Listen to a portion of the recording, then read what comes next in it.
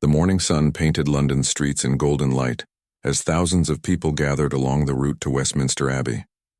They had waited for hours, some camping overnight, just to catch a glimpse of history in the making. The air buzzed with excitement and anticipation. People waved flags, chatted nervously, and checked their phones for updates. This was not just any royal event. This was the coronation, a moment that would be remembered for generations.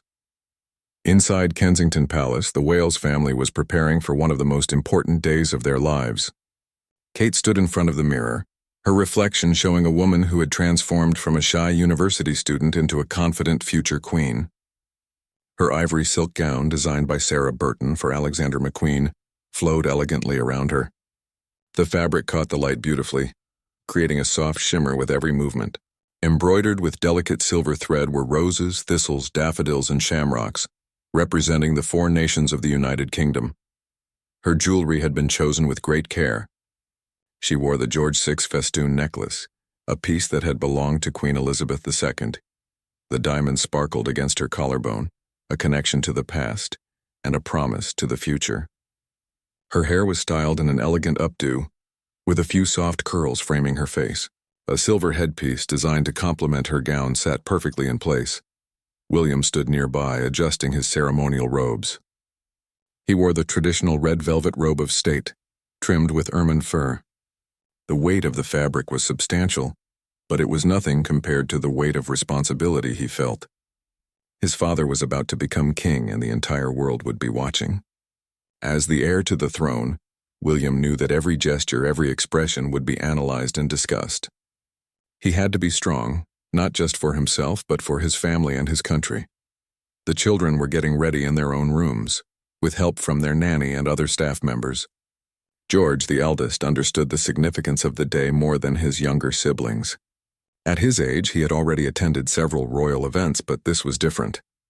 His grandfather was becoming king, which meant that one day he would follow in those footsteps. The thought was both exciting and terrifying. Charlotte was thrilled about her dress. She had been allowed to give some input on the design, and she loved the result. The white gown with delicate embroidery made her feel like a princess from one of her favorite storybooks.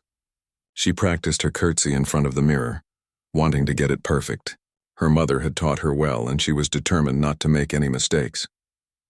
Louis, the youngest, was still trying to understand what all the fuss was about.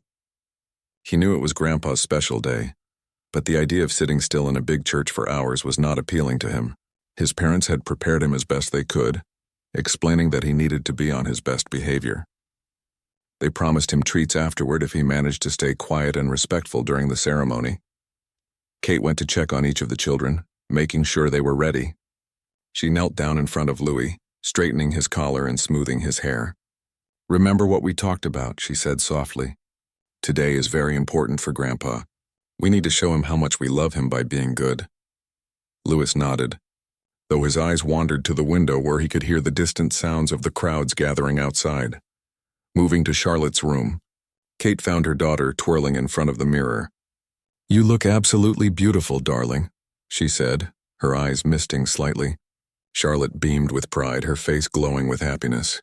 "Do you think Grandpa will like my dress?" she asked. "He will love it," Kate assured her. "And he will be so proud of you." George was in his room, looking surprisingly serious for a child his age. He stood straight, his hands clasped in front of him as if already practicing his royal demeanor. Kate approached him carefully, sensing his nervousness. "How are you feeling, sweetheart?" she asked. George looked up at her, his expression a mixture of excitement and anxiety. "I want to do everything right, Mummy," he said quietly. "I don't want to let Grandpa down." Kate's heart squeezed at his words. She sat down beside him, taking his small hands in hers. "You could never let him down," she said firmly. "All you need to do is be yourself. Grandpa loves you for who you are, not for how perfectly you can perform at royal events." George nodded, but Kate could see he was still worried. She gave him a warm hug, holding him close for a moment before they had to leave. William appeared in the doorway, ready to go. He smiled at the sight of his wife and son together, a moment of tenderness before the chaos of the public event. "The cars are ready," he announced. "It's time." Kate stood up, taking a deep breath. She looked at George, then at William. and felt a surge of pride and love. Whatever happened today, they would face it together as a family. The staff had lined up in the hallway to see them off, a tradition that always made Kate feel both honored and slightly uncomfortable. She smiled at each person, thanking them for their hard work in preparing the family for this day. William shook hands with several key staff members, expressing his gratitude. The children waved excitedly, enjoying the special attention. As they walked toward the front entrance, Kate could hear the roar of the crowds outside the palace gates. Even from here, the noise was impressive. She wondered how many people had come, how many were watching on television around the world. The thought was overwhelming, but she pushed it aside. She needed to focus on the present moment, on her children, on supporting William and Charles. The family stepped outside into the bright morning light. The noise level increased dramatically as the crowds caught sight of them. Cameras flashed like thousands of stars and cheers erupted from every direction. Kate instinctively reached for Charlotte's hand, while William placed a protective hand on George's shoulder. Louis walked between them, his eyes wide with wonder at the spectacle around him. They approached the waiting cars, a convoy of gleaming vehicles that would transport them to Westminster Abbey. The children climbed in first, followed by Kate and William. As the doors closed, the noise became muffled, creating a bubble of relative quiet. Kate looked at her family, all dressed in their finest, ready to witness history. She squeezed William's hand and he squeezed back, a silent communication of support and love that had sustained them through countless challenges over the years. The motorcade began its journey through the streets of London, moving slowly to allow the crowds a good view of the royal family. Kate looked out the window at the sea of faces, all turned toward their car. Some people were crying with emotion, others waving flags so enthusiastically they seemed in danger of taking flight. Children sat on their parents' shoulders, holding homemade signs with messages of love and support. The atmosphere was electric, filled with a joy that Kate could feel even through the thick glass of the car window. George pressed his face against the window, fascinated by the crowds. He had seen large gatherings before, but nothing quite like this. "There are so many people," he said in awe. "They came to see Grandpa become king," William explained. "But they're also happy to see you and your brother and sister." Charlotte waved at the crowds, delighted when people waved back at her. Louis, true to form, made funny faces at some of the children in the crowd, earning giggles from Charlotte and a gentle reminder from Kate to behave properly. The journey to Westminster Abbey took longer than usual due to the ceremonial pace and the sheer number of people lining the streets. Kate used the time to mentally prepare herself for what was ahead. She had been to Westminster Abbey many times, including for her own wedding to William, but today felt different. Today, the weight of history and tradition seemed heavier than ever. She thought about all the queens who had come before her, all the women who had worn the crown and carried the burden of duty. Someday that would be her role. The thought was both thrilling and terrifying. William seemed calm, but Kate knew him well enough to see the tension in his jaw, the way his fingers drummed slightly against his knee. He was nervous too, though he would never admit it. As the eldest son, he had always carried the weight of expectation.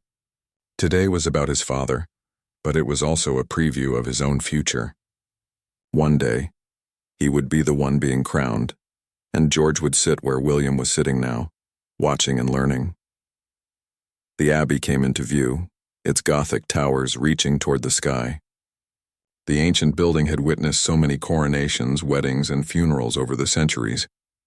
Its stones held the memories of kings and queens, of moments that had shaped the nation. Today, it would add another chapter to its long history. The cars pulled up to the entrance, and Kate felt her heart rate increase. This was it. The moment they had been preparing for had arrived. Security personnel stood at attention as the car doors opened. William stepped out first, then turned to help Kate. She emerged gracefully, her gown flowing perfectly as she stood. The cameras captured every second, every angle. Kate smiled warmly, the expression that had become her signature, genuine and engaging without being overly familiar. William offered his arm and she took it, drawing strength from his presence. The children climbed out next, with staff members ready to assist if needed. George looked serious and focused, determined to make his parents proud. Charlotte was all smiles, clearly thrilled to be part of such a grand event. Louis looked around with wide eyes, taking in the grandeur of the abbey and the importance of the occasion. Kate made quick eye contact with each child, a silent check to ensure they were all okay. Inside the abbey, the atmosphere was hushed and reverent. The ancient walls seemed to absorb sound, creating a sense of timelessness. Guests were already seated, a carefully curated collection of royalty, politicians, celebrities, and religious leaders from around the world. Every seat represented a relationship, an alliance, or a tradition that connected Britain to the wider world. Kate recognized many faces as they walked down the aisle, people she had met at various events over the years. The Wales family was guided to their designated seats, positioned with perfect strategic importance. They were close enough to Charles and Camilla to show their support and connection, but arranged in a way that reflected the line of succession. George sat between his parents, with Charlotte on Kate's other side and Louis next to William.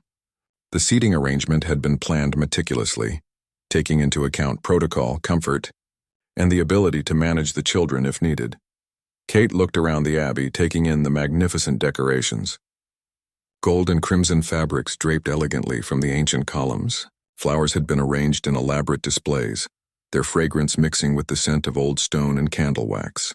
The altar had been prepared with the sacred objects that would be used in the coronation ceremony, items that had been used for centuries, connecting this moment to countless others throughout British history. The organ began to play softly, filling the massive space with beautiful music. Kate felt goosebumps rise on her arms. There was something profoundly moving about being here, about being part of this ancient tradition. She glanced at William and saw that he too was affected by the moment. Their eyes met, and in that silent exchange, they shared their feelings, their hopes, and their commitment to each other, and to the roles they had been born or married into. Charlotte leaned against Kate, whispering questions about what was happening. Kate answered quietly, explaining the significance of different elements of the ceremony. She wanted her daughter to understand and appreciate the history they were witnessing, to feel connected to the traditions that would one day be part of her own life. Charlotte listened intently, her young mind absorbing everything like a sponge. George sat very still, his back straight, his hands folded in his lap. He looked so grown up, Kate thought, so aware of his position and responsibilities. It made her heart ache a little, wishing he could just be a carefree child without the burden of future kingship. But she also felt proud of him, of the young man he was becoming, thoughtful and conscientious beyond his years. Louis, predictably, was having a harder time staying still. He fidgeted in his seat, swinging his legs and looking around with barely contained energy. William placed a gentle hand on his son's knee, a reminder to settle down. Louis tried, he really did, but sitting still had never been his strong suit. Kate caught the eye of a nearby staff member, who discreetly provided Louis with a small book to look at, hoping it would keep him occupied during the long ceremony. The music swelled, signaling that the ceremony was about to begin. A hush fell over the congregation as everyone rose to their feet. Kate smoothed her gown and took a deep breath. She reached down to make sure Charlotte was ready, then glanced at George, giving him an encouraging smile. William stood tall beside her, every inch the future king. The doors at the far end of the abbey opened and the procession began. Religious leaders in ornate robes walked slowly down the aisle, their movements measured and dignified. They were followed by members of the royal household, each carrying symbolic objects or performing ceremonial roles that had been passed down through generations. The pageantry was breathtaking, a carefully choreographed display of tradition and power. Kate felt Charlotte's small hand slip into hers. She looked down to see her daughter gazing at the procession with wide, wondering eyes. Kate squeezed her hand gently, sharing the moment with her. This was what it meant to be royal, to be part of something larger than yourself, to carry forward traditions that connected the present to the past and the future. It was a heavy responsibility, but it was also a privilege, and Kate wanted her children to understand both aspects. As the procession continued, Kate's thoughts turned to Charles and Camilla, who would soon make their own entrance. She knew how much this day meant to Charles, how long he had waited for this moment. She also knew the challenges he had faced, the criticisms and controversies that had marked his journey to the throne. Today, all of that would be set aside as he took his place in history. Kate hoped the ceremony would be everything he had dreamed of, that he would feel the love and support of his family and his people. The moment everyone had been waiting for arrived. The great doors opened once more, and Charles and Camilla entered Westminster Abbey. The congregation remained standing, a mark of respect for the man who was about to become king. Kate watched as her father-in-law walked down the aisle with the bearing of someone who had been preparing for this role his entire life. He wore the crimson velvet robe of state identical to William's, creating a visual link between present and future. His expression was serious but serene, showing the gravity he felt about the sacred duty he was about to undertake. Camilla walked beside him, elegant in a cream and gold gown designed by Bruce Oldfield. Her dress was embroidered with intricate patterns that caught the light as she moved. She wore Queen Mary's crown, modified for the occasion, the diamonds glittering under the Abbey's lights. Kate had grown to respect Camilla over the years, appreciating her steadying influence on Charles and her dedication to royal duties. Today, Camilla looked every bit a queen, graceful and composed despite the intense scrutiny. As Charles passed their row, he caught William's eye and gave a slight nod. It was a small gesture, but it carried so much meaning. Father and son, king and heir, bound by blood and duty. William returned the nod, his expression conveying both support and solemnity. Kate saw the moment pass between them and felt a lump form in her throat. These were the private moments within the public spectacle, the human connections that made the pageantry meaningful. Charles and Camilla reached the front of the abbey and took their places before the altar. The Archbishop of Canterbury stepped forward, his robes flowing as he moved. His voice, amplified by microphones but also carrying naturally in the abbey's acoustics, filled the space with words that had been spoken at coronations for centuries. The ceremony had begun. Kate listened to the ancient liturgy, the words connecting this moment to coronations dating back over 1,000 years. The King James Bible was presented to Charles, symbolizing the monarch's role as defender of the faith. He placed his hand upon it and made his oath, promising to govern the peoples of the United Kingdom and other realms according to their laws and customs. His voice was steady and clear, each word carefully pronounced. This was the moment his entire life had been leading toward. George leaned forward slightly, not wanting to miss anything. Kate could see him absorbing every detail, understanding that one day he would stand where his grandfather stood now. The weight of that knowledge rested on his young shoulders, but Kate hoped he also felt the support of his family and the love of the people. Being king would never be easy, but it could be meaningful and fulfilling if approached with the right spirit. The anointing came next, the most sacred part of the ceremony. A canopy was held over Charles to shield this moment from view, preserving its holy privacy. The Archbishop anointed him with holy oil from the ampulla, oil that had been specially prepared in Jerusalem. This ancient ritual transformed Charles from prince to king in the eyes of the church and the nation. Even though no one could see what was happening under the canopy, everyone in the abbey felt the significance of the moment. A sacred silence descended, broken only by the Archbishop's prayers. When the canopy was removed, Charles was dressed in the golden supertunica, a magnificent garment that seemed to glow in the abbey's light. The robe royal followed, its purple velvet and ermine creating a stunning visual effect. Each piece of regalia was presented with ceremony, handed to the Archbishop, who then bestowed it upon the king. The spurs, symbols of knighthood and chivalry. The sword of state representing power and justice. The orb, symbolizing Christian authority over the world. The ring, signifying the monarch's marriage to the nation. Kate watched as each item was placed, thinking about the symbolism and history behind every object. These were not just ceremonial trinkets. They were ancient artifacts that had been used to crown monarchs for generations, physical links to the long chain of British history. Some had been used for centuries, surviving civil wars, revolutions, and the changing tides of time. To touch them was to touch history itself. Charlotte whispered a question to Kate, asking about the beautiful objects being presented. Kate explained quietly, telling her about the orb's cross representing Christianity's triumph over the world, about the scepter's dove symbolizing the Holy Ghost. Charlotte listened with fascination, her young mind making connections between the stories she had heard and the reality unfolding before her eyes. These were the lessons that couldn't be taught in a classroom, the education that came from being present at history's great moments. The climax of the ceremony approached. The Archbishop lifted St. Edward's crown, the most important crown in the royal collection. Made of solid gold and adorned with precious stones, it weighed nearly 5 pounds. The crown dated back to 1661, created for the coronation of Charles II after the restoration of the monarchy. It had crowned every British monarch since, making it one of the most significant symbols of British sovereignty. The abbey fell completely silent as the archbishop raised it high for all to see. Then, with solemn deliberation, he lowered the crown onto Charles's head. The moment it touched his brow, everything changed. Charles was no longer the Prince of Wales, no longer the heir waiting in the wings. He was King Charles III, crowned and anointed, the monarch of the United Kingdom and the Commonwealth realms.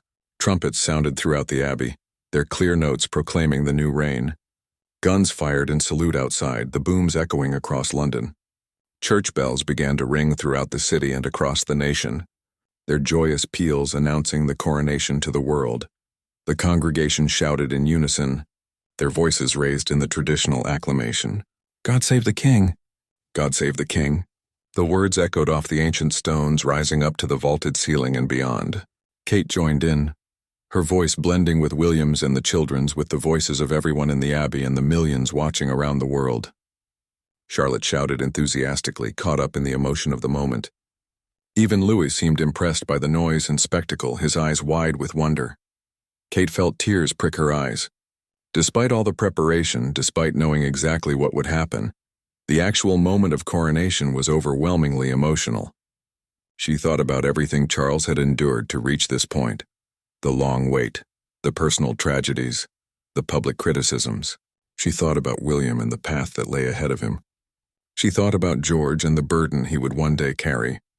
The weight of monarchy, the privilege, and the price all crystallized in this single historic moment.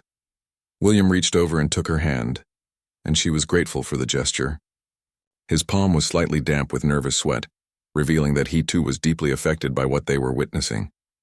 They sat holding hands, husband and wife, future king and queen, watching as history unfolded before them.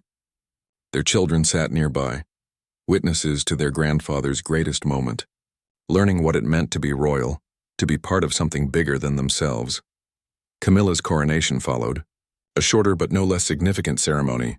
The Archbishop placed Queen Mary's crown on her head, and she became Queen Consort, partner to the King's supporter and companion. Kate watched carefully, knowing that one day she would go through this same process, that she would feel the weight of a crown on her own head. The thought was both exciting and terrifying, but seeing Camilla's dignity and grace gave her confidence that she too could meet the challenge when the time came. The coronation ceremony continued with prayers, hymns, and blessings. The choir's voices soared through the abbey, singing pieces that had been specially composed for the occasion, alongside traditional hymns that had been sung at coronations for generations. The music was sublime, filling the vast space with beauty and reverence. Kate found herself getting lost in the melodies, letting the music wash over her like a wave. Charlotte swayed gently to the rhythm, her face glowing with happiness. Even Louis seemed captivated by the soaring voices and the organ's powerful notes. George sat perfectly still, his attention never wavering from the ceremony. Kate glanced at him occasionally, marveling at his composure. At his age, William had been much the same, serious and aware of expectations. It seemed to run in the family, this ability to understand duty and responsibility from a young age. But Kate worried sometimes that George took things too seriously, that he didn't allow himself to simply be a child. She made a mental note to ensure he had plenty of opportunities to play and be carefree, to balance the weight of his future role with the joys of childhood. William leaned close to her and whispered, "He's doing so well." Kate nodded, knowing he meant George. "They all are," she whispered back, including Charlotte and Louis in her assessment. It was true. Despite the length of the ceremony and the formality of the occasion, all 3 children were behaving admirably. Charlotte occasionally fidgeted, and Louis had needed a few gentle reminders, but overall, they were representing their family beautifully. The homage began, a portion of the ceremony where various representatives pledged their loyalty to the new king. The Archbishop of Canterbury spoke first, followed by the Prince of Wales. Kate watched as William rose from his seat and walked to where his father sat enthroned. The moment was charged with emotion. William knelt before Charles, placing his hands between his father's in the traditional gesture of fealty. His voice rang clear as he recited the oath. promising to be his father's liegeman of life and limb, to live and die against all manner of folks. Charles looked down at his son, and for a moment the formal mask slipped. Kate saw the father behind the king, the man who loved his son and was proud of the man he had become. Charles placed his hands on William's shoulders and kissed him on both cheeks, a gesture of acceptance and blessing. William rose and bowed before returning to his seat. When he sat down beside Kate, she could see his eyes were bright with unshed tears. She squeezed his hand, offering silent support and understanding. The ceremony moved toward its conclusion. Charles and Camilla, now crowned and enthroned, received the final blessings and prayers of the Archbishop. The choir sang the Te Deum, a traditional hymn of thanksgiving and praise. The abbey seemed to vibrate with the power of the music and the significance of the moment.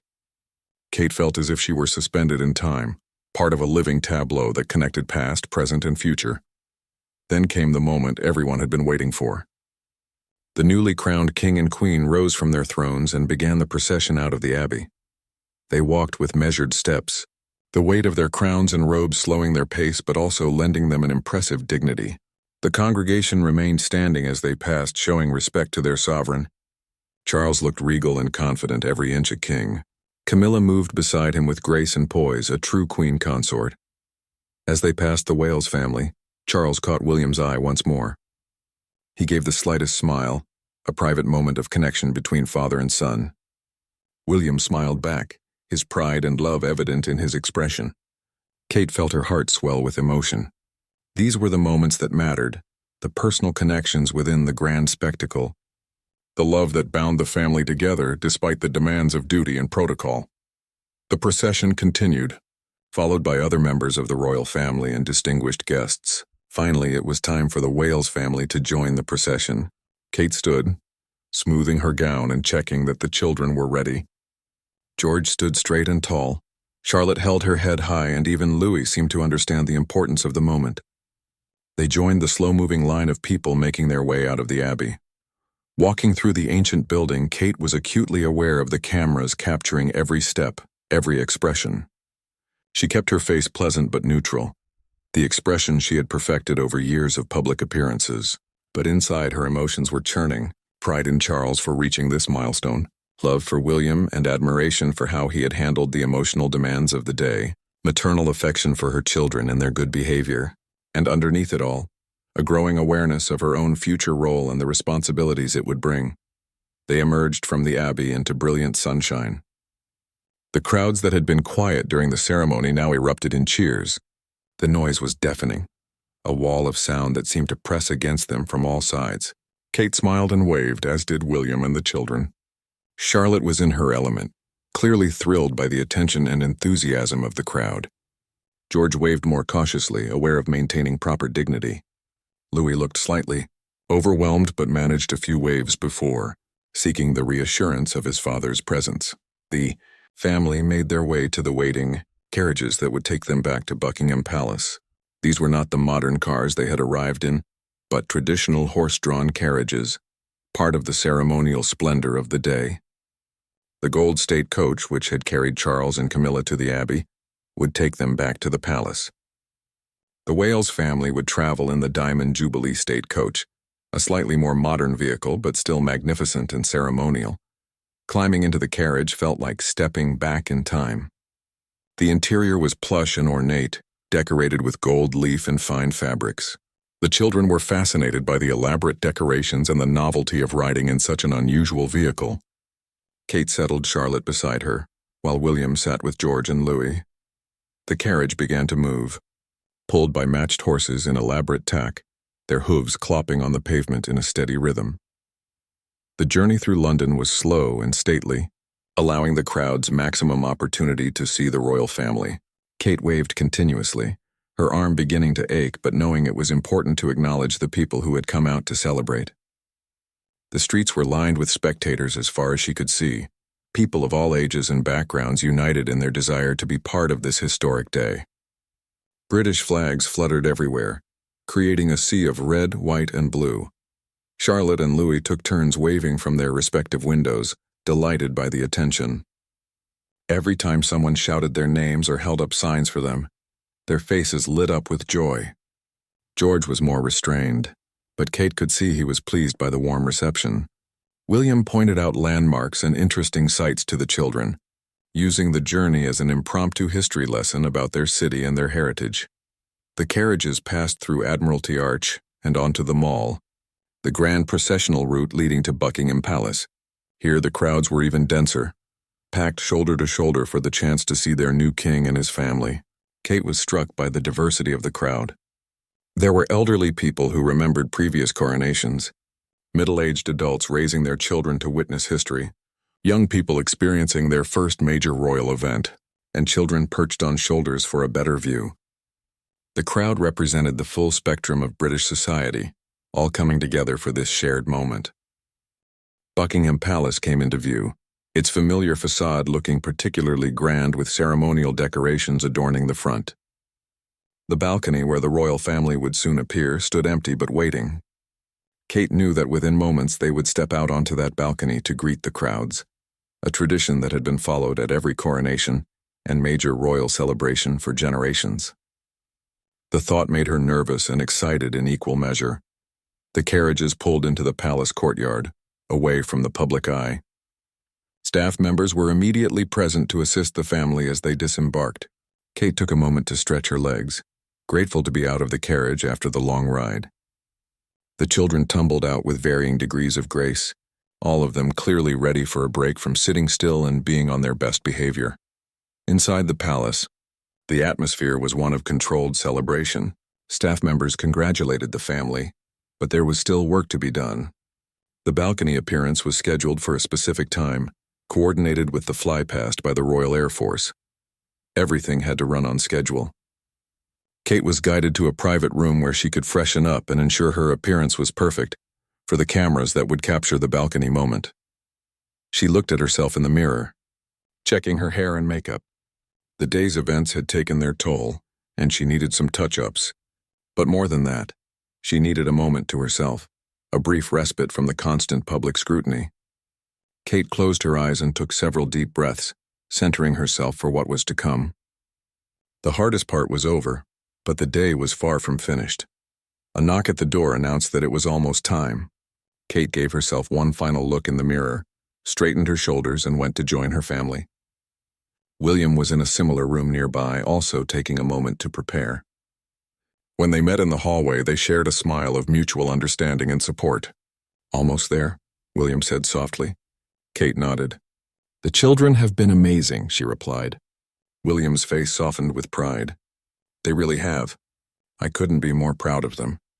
They collected the children, who had been given some snacks and drinks to keep their energy up. Louis had chocolate on his face, which Kate quickly wiped away with a tissue. Charlotte's dress had gotten slightly wrinkled, but there was no time to fix it properly. It would have to do. George looked tired but determined, ready to see the day through to its conclusion. The family gathered with other members of the royal family in the grand corridors leading to the balcony. Charles and Camilla were there, still wearing their crowns and ceremonial robes. Charles looked exhausted but happy, the strain of the long ceremony evident in his face but outweighed by his satisfaction at finally achieving his lifelong destiny. Camilla stood close beside him, a steadying presence and partner. Charles greeted William warmly, and then knelt down to speak to the children. "You three were absolutely marvelous today," he told them. "I'm so proud of how well you behaved." The children beamed at his praise, George standing a little taller, Charlotte bouncing on her toes with delight, and Louis grinning widely. Kate felt a rush of love for her father-in-law, grateful for his kindness to her children. The moment arrived. The doors to the balcony were opened, and Charles and Camilla stepped out first. The roar from the crowd below was instantaneous and overwhelming. Kate couldn't see the crowd yet, but she could hear them. Thousands upon thousands of voices raised in celebration and loyalty. The sound was like nothing she had ever experienced, a physical force that seemed to shake the very foundations of the palace. Then it was their turn. Kate took Charlotte's hand, William took Louis's, and George walked between them. They stepped out onto the balcony together, and the noise level somehow increased even further. Kate found herself looking out over a sea of people that stretched as far as she could see down the Mall and spreading out into the surrounding areas. British flags waved frantically, and she could see people jumping, cheering. crying with emotion. The family arranged themselves according to protocol, with Charles and Camilla in the center, William and Kate flanking them with the children visible to the crowd. Kate waved, her smile genuine and warm. She was moved by the outpouring of affection from the people below, by their evident joy at this historic occasion. William waved beside her, his free hand resting protectively on George's shoulder. The children waved enthusiastically, delighted by the response they received. Charlotte pointed out things she saw in the crowd, excitedly chattering to Kate about the funny signs and the people in costume. Kate nodded and smiled, encouraging her daughter's enthusiasm while trying to maintain the appropriate dignity for the occasion. It was a delicate balance, but one that Kate had learned to manage over the years.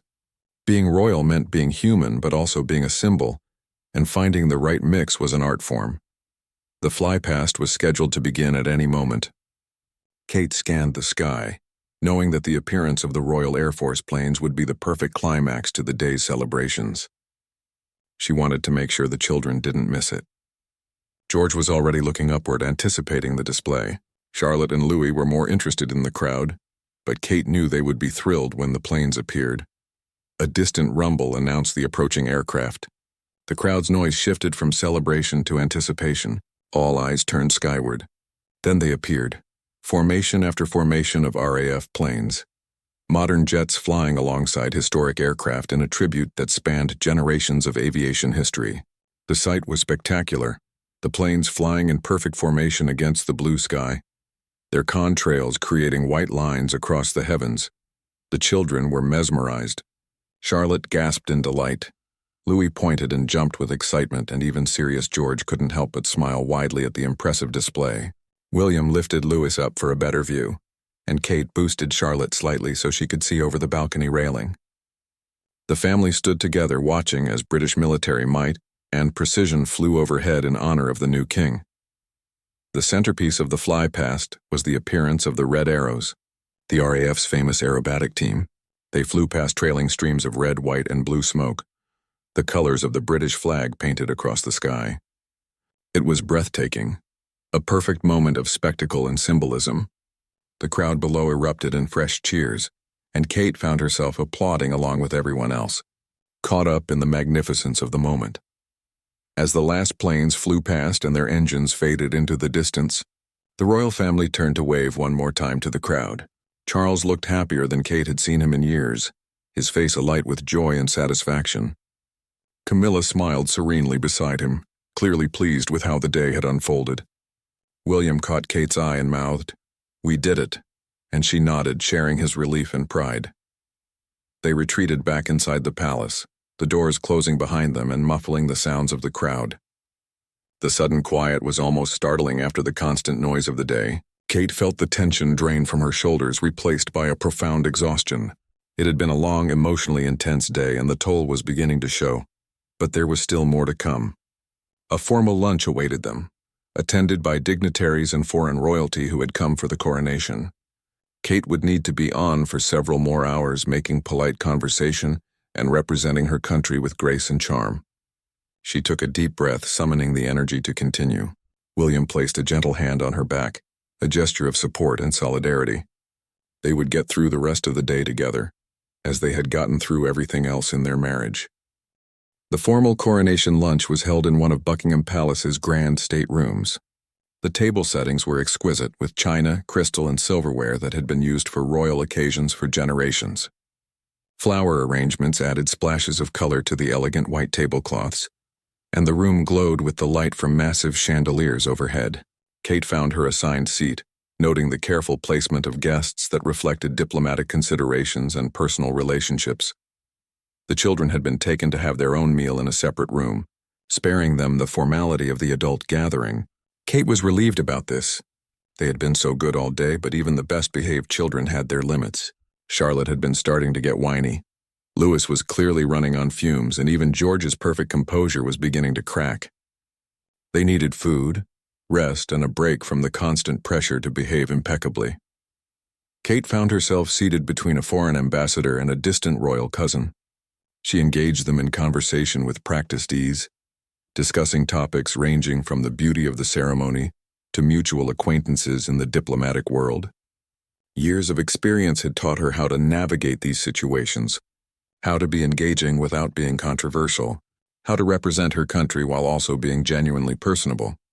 Across the table, William was deep in conversation with a prime minister from a Commonwealth nation. Kate watched him for a moment, admiring how naturally he handled these interactions. He had been raised for this role, trained from birth to be comfortable with world leaders and dignitaries. She, on the other hand, had learned on the job, transforming from a private citizen into a public figure under intense scrutiny. It had not always been easy, but she had risen to the challenge. The meal itself was a masterpiece of British cuisine, each course carefully planned to showcase the best of the nation's culinary traditions, while also accommodating various dietary restrictions and cultural considerations among the guests. Kate ate slowly, knowing that rushing would be noticed and criticized. Everything she did was observed and analyzed, from how she held her fork to how much she ate. It was exhausting to be constantly aware of herself, but it was the price of the position she held. Charles sat at the head of the table, still wearing his crown. Kate noticed that it seemed to sit heavily on his head, literally and figuratively.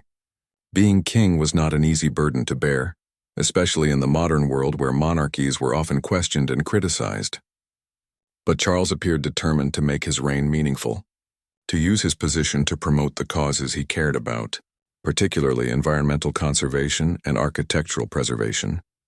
During a break between courses, Charles stood and made a brief speech. He thanked everyone for attending, spoke about the honor of serving as king, and expressed his commitment to his duties. His words were heartfelt and sincere, lacking the stiffness that sometimes characterized royal speeches. Kate could see that he meant every word, that becoming king was not just a title to him, but a sacred trust that he intended to honor with all his being. When the lunch finally concluded, Kate was more than ready for a break. Her feet hurt from the formal shoes, her face ached from smiling, and her head throbbed from the combination of stress, noise, and emotional intensity. She excused herself as quickly as protocol allowed and made her way to the private family quarters where the children were waiting. She found them in various states of disarray. Charlotte had changed out of her formal dress into comfortable clothes and was sprawled on a sofa looking at a book. Louis had fallen asleep on a cushion on the floor, his face peaceful and innocent in slumber. George sat in a chair, still in his formal attire, looking out the window at the crowds that still lingered outside the palace gates. Kate went to George first, sensing something in his posture that suggested he needed to talk. She sat beside him quietly, waiting to see if he would open up.